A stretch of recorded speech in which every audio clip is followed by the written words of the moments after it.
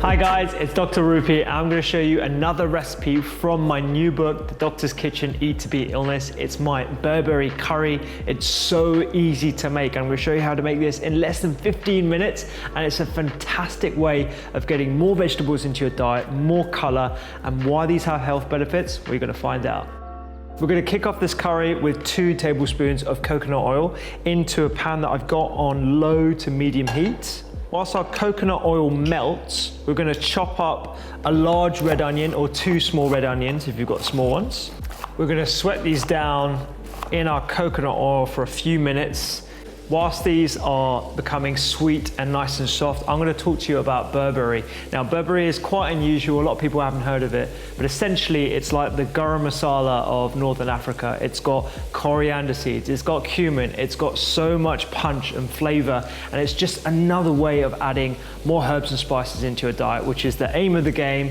They all have anti-inflammatory benefits, antioxidant benefits, but really they're adding so much flavor and just making otherwise bland tasting food taste incredible. 2 teaspoons of this goes in with the red onions. It's going to marry all nicely together, and then we can start building more of our vegetables. The smells of this are absolutely incredible. Honestly, that coriander seed really comes out. I'm gonna start to layer up this curry with lots of different ingredients now. We're gonna go in with greens. Now, I talk about greens in lots of different chapters in the first part of Eat to Beat Illness, whether it's to do with skin health, immunity, inflammation. Greens are so beneficial for overall well-being. I'm using some peas, some mange tout, and some broccoli today.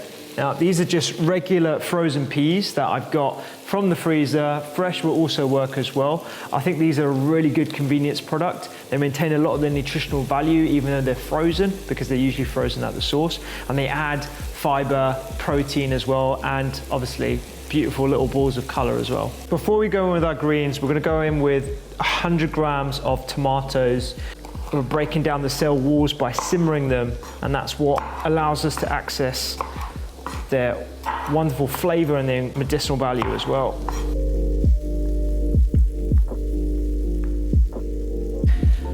Tomatoes are in. Once they've cooked for a bit and they're releasing a bit of their sweetness, we're gonna go in with our broccoli and the rest of our greens. This one, we're just gonna use the heads, about 150 grams. In they go.